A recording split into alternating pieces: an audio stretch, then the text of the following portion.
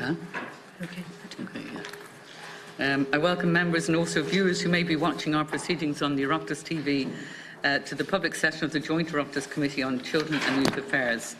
The purpose of today's meeting is to update the Joint Committee on the LGBTI and National Youth Strategy. On behalf of the committee, I welcome the Minister for Children and Youth Affairs, Dr. Kathleen Funchion, who is accompanied by Ms. Olive McGovern, Principal Officer, Department of Children and Youth Affairs, and Ms. Linda O'Sullivan, Assistant Principal Officer of Department of Children and Youth Affairs. Before we commence, in accordance with procedure, I am required to draw your attention to the fact that by virtue of Section 17(2)(l) of the Defamation Act 2009, witnesses are protected by absolute privilege in respect of their evidence to this committee. However, if you are directed by the committee to cease giving evidence in relation to a particular matter and you continue to do so, you are entitled thereafter only to a qualified privilege in respect of your evidence. You are directed that only evidence connected with the subject matter of these proceedings is to be given, and you are asked to respect the parliamentary practice to the effect that, where possible, you should not criticise nor make charges against any person, persons or entity by name or in such a way as to make him, her or it identifiable. Members are reminded of the long-standing parliamentary practice to the effect that members should not comment on, criticise or make charges against a person outside the Houses or an official either by name or in such a way as to make him, her or it identifiable. Can I remind the members and witnesses to turn off their mobile phones or switch them onto flight mode, as they may interfere with the sound system and make it difficult for the parliamentary reporters to report the meeting. They also adversely affect television coverage and web streaming. I wish to advise the Minister that any submission or opening statement you have made to the committee will be published on the committee's website after this meeting. After your presentation, there will be questions from the members of the committee. So if I can now call on Minister Deputy Zappone to make your opening statement, please. Thank you, Senator. Colleagues, it is fitting that we gather at this time as the world prepares to mark the 50th anniversary of the start of the modern LGBTI rights movement. I had just fallen in love at that time. I was a young teenager. Her name was Catherine, too. This hearing is fitting and timely and will reassure young people across Ireland that TDs and senators remain determined to protect and respect their hard-fought for rights. Very different era than when I was growing up. Our gathering here is also a sign of solidarity to those who feel isolated, alone, or bullied because of their sexual identity. The LGBTI+ National Youth Strategy, a world first, is the focus of our discussions today, and I am honored to be in a position to give an update on our work in this area. At the outset, it's important to say that the strategy itself is the result of listening to the voices of young people.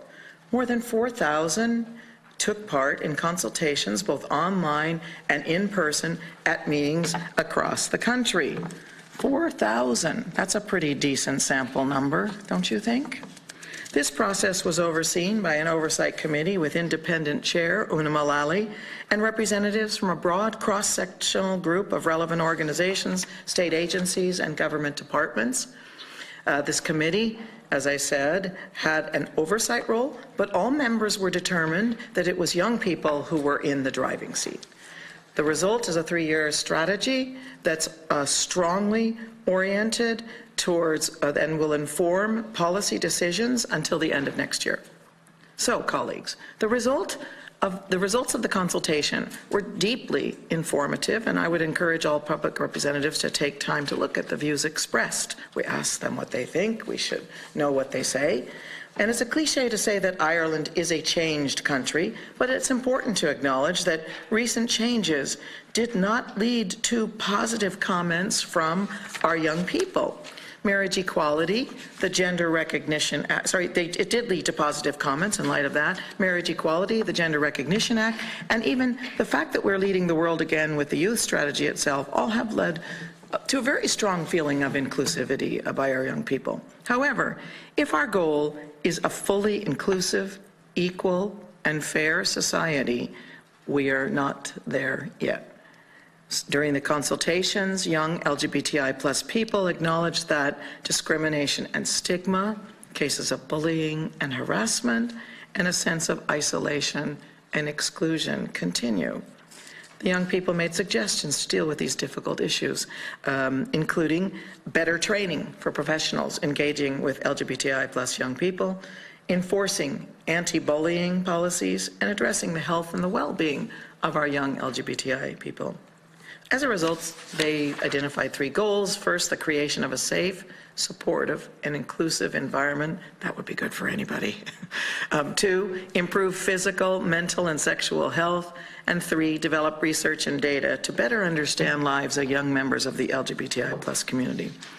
While my department has a lead role, it's clear that what is required is a cross-government approach to respond to the shortfalls that were identified. So what's the progress since the launch? Well, to coincide with the launch of the strategy last June, I announced immediate actions in the areas of youth service provision, capacity building, awareness raising, and research. Additional youth services included extra LGBTI+ specific youth worker hours, the establishment of transgender groups, sexual health programs, one-to-one and group support, art and drama projects, rural LGBTI+ networking events, a parent peer support network, and Trans Parents Information Day. Trans parents are just so important, and I've spoken to a lot of them along the way. We might come back to that in questions. Additionally, I provided funding to carry out mapping of current LGBTI+ youth service provision at Education and Training Board level, and following this mapping exercise, additional hours in 2019 will be allocated to youth services. I was also delighted to allocate grants for capacity building measures for 39 groups and organizations in 2018.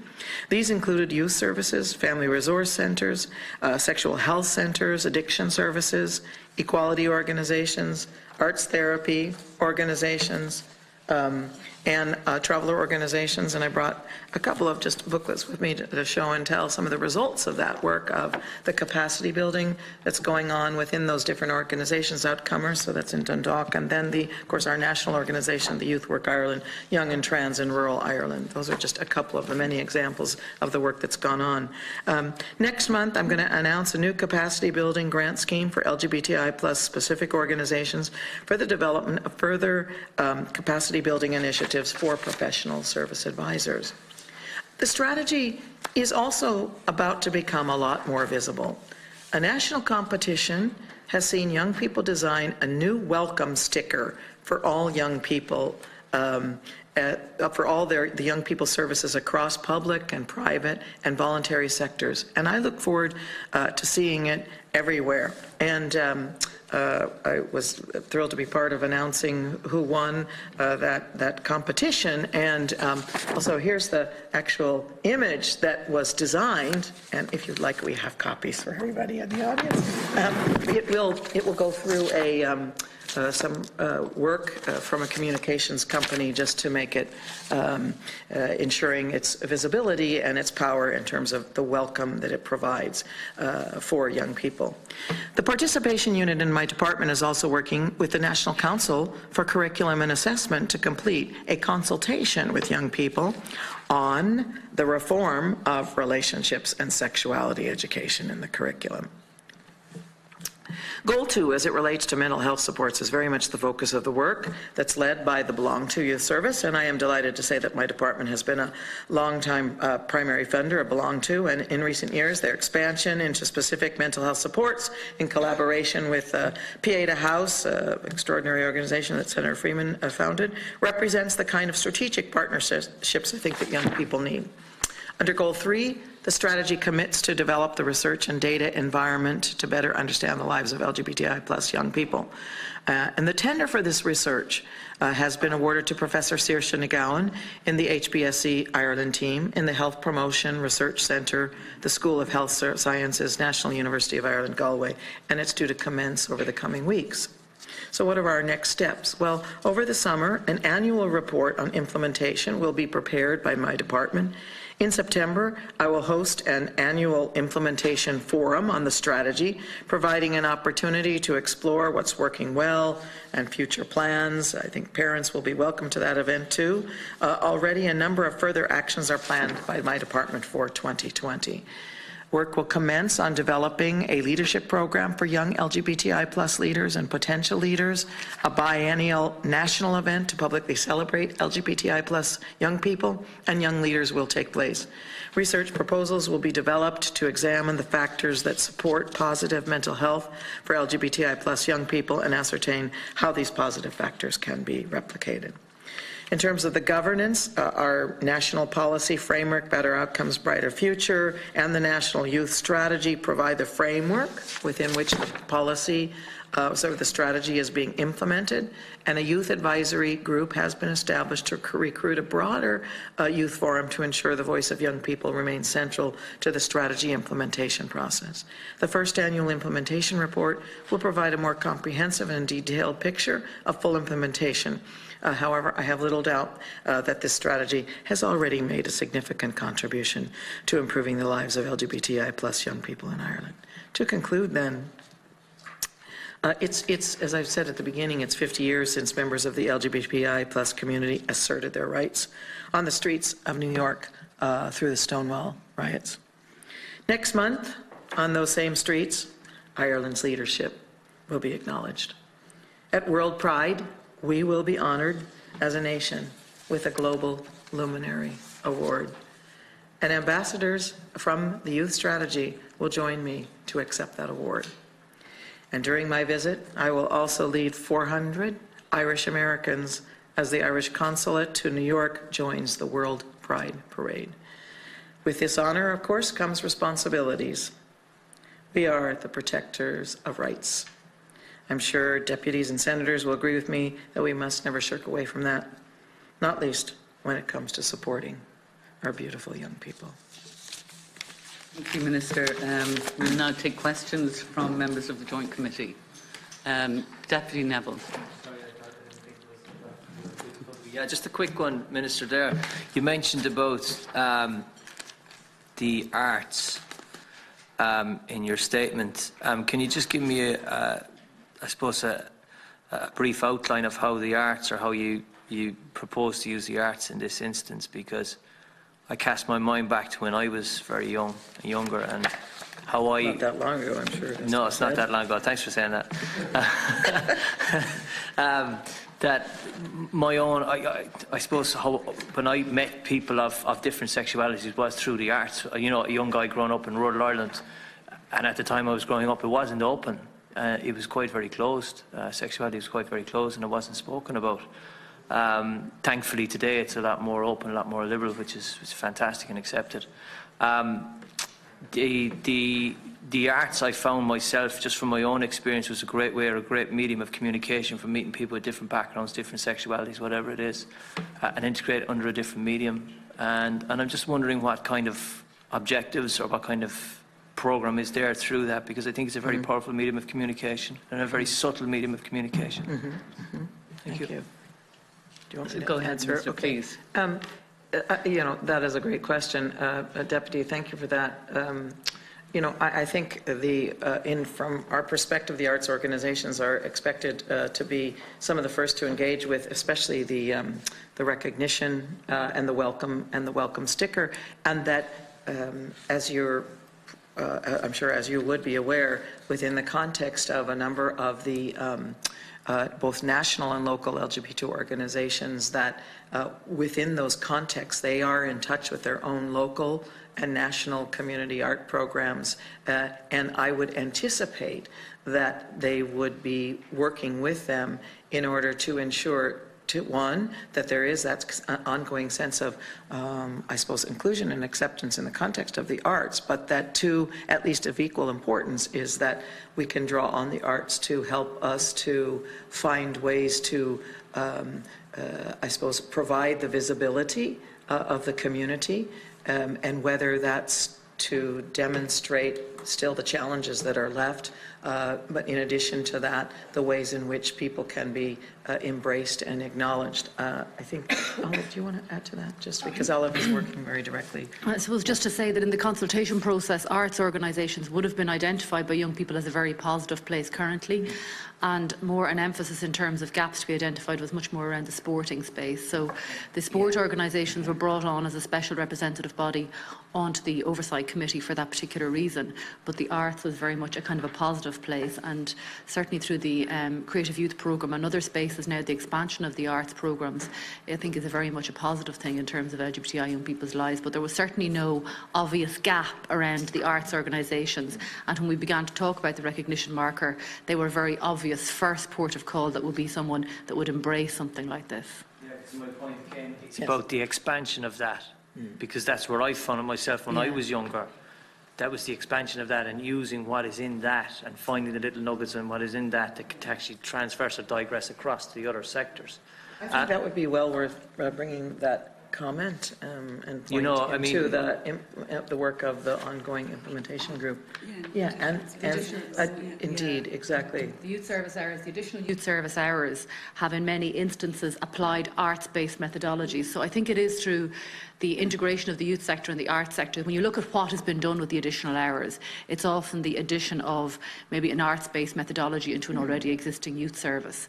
And I know there's quite a significant expansion of different youth arts programmes through the Creative Youth Programme as well. So I think there is overall an expansion on the arts space through the Creative Youth Programme. Okay. And what is it specifically? Is there any identified specifics in relation to sport that you're finding challenging? You just mentioned sport there. Well, I think overall the world of sport is a space, particularly for transgender young people, but overall for the LGBTI community, in which there is still a need for quite significant development. Now, we haven't had a full update from the Sports Authority, from the Irish Sporting Ireland, or Sports Council, sorry, Sporting Ireland as of yet, but I expect when we do that we will see that they are very willing to make some progress in this area. So the full report, the full implementation report will give us the detail of what they have done and what they're planning to do, but I know they were very willing participants in the Oversight Committee and contributed significantly. And a number in the capacity building measures actually, a number of small-scale sporting organisations were applicants. So it was very enlightening to see that at the community level, sports organisations, with boxing clubs, football clubs, looking to do small-scale reflective pieces within their own organisations that could make, at a kind of a community base, their environments more inclusive of LGBTI young people. Which is why, also may I just add, it's to be celebrated and acknowledged that that Ireland is going to be hosting the Union Cup for rugby for LGBTI groups in June, and I'll let you know exactly the weekend of June, and it's a really big moment and weekend where Ireland won the opportunity to bring a number of groups and members from throughout the world, really, to celebrate and to have that competition. I think it's going to take place on DCU campus, and I had the honor of launching it there recently with one of our great lesbian sporting heroes, Ms. Lindsay Peet, who's also going to be joining me later this afternoon. So it's, that's an example, I think, of the way Ireland is taking its lead in relation to this area and making sure it fits into other domains, particularly sports.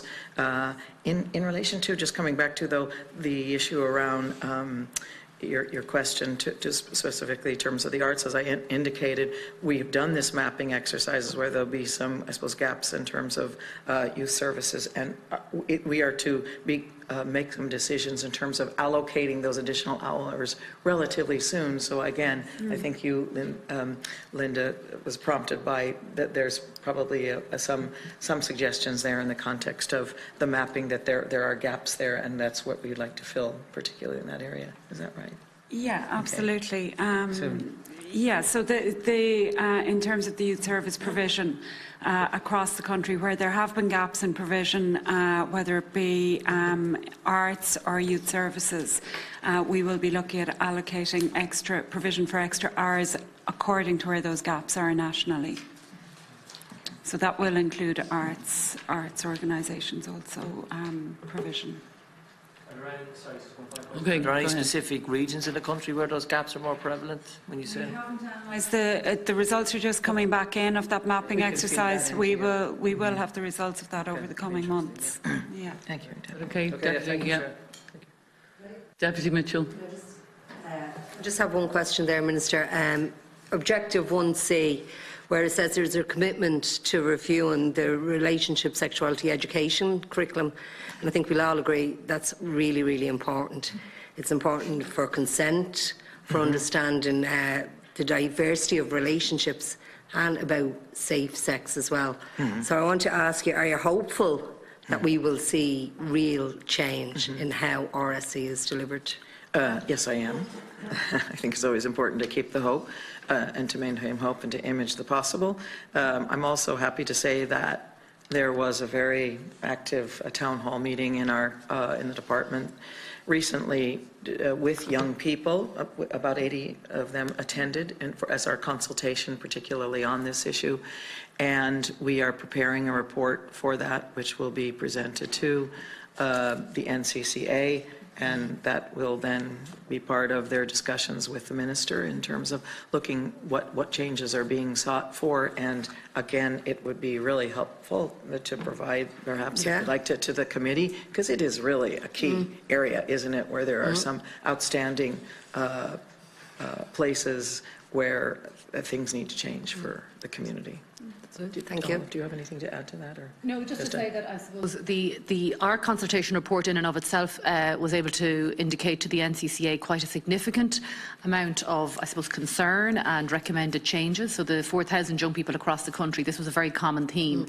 However, the NCCA were very anxious to, I suppose, go even deeper with young people. So I know that separate to our full population consultation, they did work with Belong To and others to do an additional specific LGBTI plus population consultation, and then we supported that again through our participation unit with a broad population. And even in the broad population for whom this isn't maybe the first matter of concern, this is still a matter of concern. So I think young people generally recognise and are calling for an RSE curriculum that better represents the reality and the diversity of young people's lives. So I think that's the kind of most universal thing that you will find from any of the consultations. And obviously the LGBTI young people have much more specific content that they would like to see, but the general population of young people were very supportive. Okay. That is Deputy Mitchell, yeah. Senator Warfield. Just welcome the Minister and the team here to the committee. This is a really ambitious project. It should be commended in full, and it will, I hope, enhance the lives of young LGBT people. I have a couple of areas to touch on. Homelessness figures have reached 10,000. Youth homelessness is going to be an issue our committee will deal with in the coming weeks. There has been an LGBT shelter launched in London, I think, and we know that LGBT homelessness, particularly in the part of the world where you were born, right across the States, is a big issue, but we haven't as much data here in Ireland on youth homelessness or whether it is an issue. In the US, studies indicate that about 40% of all young people accessing homeless services are LGBT. And in the UK, a recent study found that a quarter of young homeless people are LGBT. So we obviously need to realise whether it's a problem here. And I note in some of the objectives it's touched on, just in terms of homeless services having a safe and inclusive environment. Is there something that the committee can be doing in our work around youth homelessness that would support these actions? Well, thank you. I'm going to ask, I don't know if we have any specific statistics per se, but I think your question is a really excellent one, and it strikes me that, by way of responding, there's two things. One is are young LGBT people homeless as a consequence of their sexual identity? I don't know, And secondly, if, being, if they are part of, and no doubt they are, part of the homeless population, are there special supports for them as part of the way in which we can mitigate the harm that young people experience as a result of being homeless? So do we have any information on that? There is certainly a call for more research in this area and for beginning to gather data in relation to sexual orientation within the homeless services, or LGBTI status generally, because it's not necessarily just sexual orientation. And then there is the gender neutral trans work. It has emerged that there is a dearth of gender neutral facilities in homeless services. Right. Okay. So that's certainly something that could be looked into for trans community. I suppose something else that's important is support for parents to address the underlying causes in terms of the root causes of some of the high incidence of homelessness in the LGBT community. Just to move on,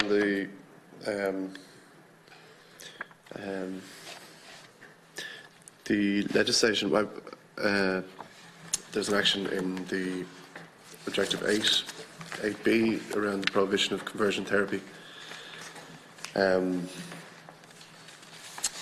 we have submitted a private member's bill in the Shannons, which passed its second stage, to prohibit an outright ban on conversion therapy, which would be probably the most comprehensive ban in the world. There are those who would argue that it's a reach into religious freedom, but we're talking about vulnerable people. In many parts of the world, the prohibition has been introduced for young people and minors. But I would argue that anyone accessing or seeking to access conversion therapy is a vulnerable person, and that they should be protected from those who seek to take advantage of that vulnerability. We have been met with goodwill from the Department of Health. In our engagement, it's been a slow process because of Brexit, because of the legislative work that needs to be done on the bill. The Department of Justice, I understand, have proposed to establish research into the extent of conversion therapy ongoing in the state. And this was floated as well by the Department of Health in the second stage debate. You know, we don't need research to know that it's happening in Ireland. It's already apparent that there are organisations who offer to repress or suppress or eliminate a person's sexual orientation, gender identity or gender expression. So should extensive research delay a bill to the point that legislation might not be introduced in this term? And what if the Department of Justice and Equality established that it's not that apparent and that two organisations isn't enough to warrant a legislative ban, even though it's ongoing in the state, and that a legislative ban could also prevent people from going abroad to access, or parents sending minors abroad to access summer camps that have an emphasis on praying away the gay, as sometimes we hear it called. So, have you had engagements with the Department of Health, I suppose? And would you support a legislative ban, even if we only have one or two organisations that offer the practice? We've seen a survey in the UK, the government survey of LGBT people, the largest survey I have ever seen, in which this was an issue, and which it's an issue in faith-based practices and organisations, primarily. So I suppose I'm a little bit, I don't anticipate a legislative change being, I'm not that hopeful at the moment, given the work that or the experience that we've had to date. I wonder, have you anything to say on that, or any support that you could give to that bill? I think that the issues that you raise and your leadership in this, Senator, is really important. Clearly, I mean, I don't think it would be any big surprise that I wouldn't absolutely be in favor of that conversion therapy by health professionals in Ireland should be taking place. In terms of a legislative ban, I think the process that's underway is also really important. My understanding is that it's now with the Justice Committee, and as you've indicated, there may be some research that needs to be done. That's not an unusual request in relation to developing law that brings forward a change like that in order to ensure that how to stop or prohibit any harmful action for our citizens, how to do that through a legislative process. I think it's important to have that kind of research to be done. Minister Byrne is also, as I understand, leading in relation and is looking at the private members' bill in more detail, in terms of the context now. So I want to acknowledge your leadership in that regard, and that it's important that that process continues. I suppose one of the shortfalls I see in the commitment or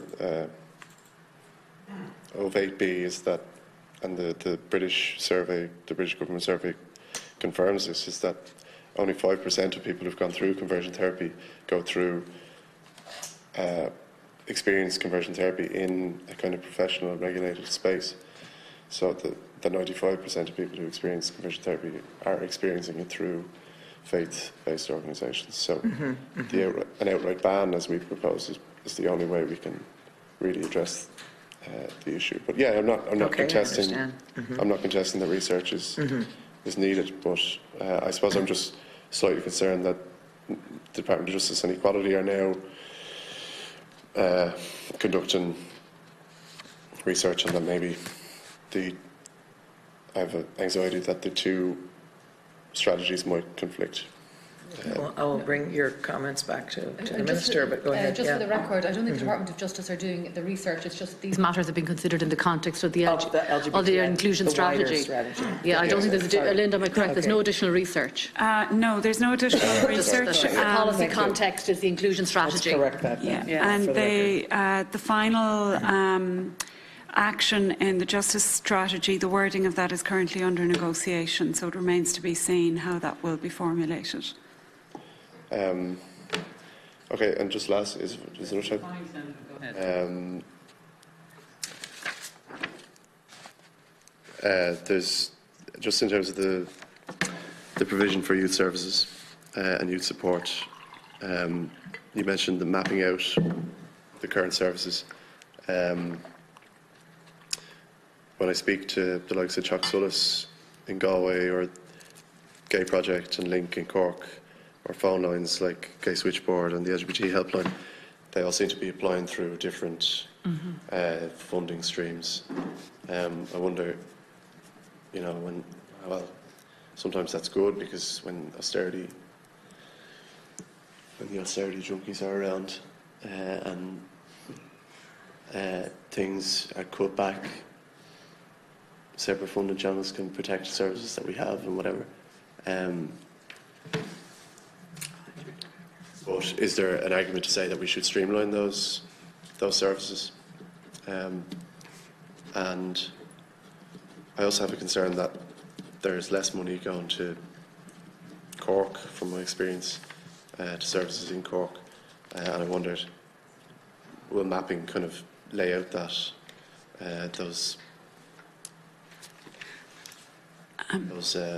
issues? Again, go ahead, Linda. The mapping exercise that we're doing is uniquely related to the youth service provision. However, I do know that in the current strategy process, strategy development process that the Department for Justice and Equality are undergoing, that they are looking, it has emerged in their consultation process, the issue of funding for LGBT-specific organisations, and that is under review and that is being examined and considered as part of that strategy development. Okay, cool. Okay, no more questions. Can I commend the sticker? Oh, you like it? Yeah, I remember. I spoke to Thank you. Lally at one point. She was quite excited about this, the proposal, the commitment. It's going to look great. So it's nice to see It's gonna be it rolled out. amazing. The belong to poster in school, I said it before, it's okay to be gay. It was always something that I passed every day on a one-way system around the school. And even though I didn't come out in school, it was nice to know that someone had put it there. And I think in GAA clubs and in other spaces, that would be really important. Sport is a frustrating place. Probably why I ended up playing for the Dublin Devils football club. And we'll be in Rome for the Euro Games in July. Great. Wow. But yeah, just to commend that. Thank you, Senator. Thanks, Senator. Minister, on behalf of the Joint Committee, thank you so much for your presentation today, and to Ms O'Sullivan and Ms McGovern as well for your excellent input. And it was such an easy meeting. I wish all meetings were like this. Thank you so much. The meeting of the Joint Committee is adjourned till Wednesday, the 22nd of May. 2019 at 10 a.m. when the committee will meet with representatives of Focus Ireland to discuss the impact of homelessness on children. Okay, so see you then.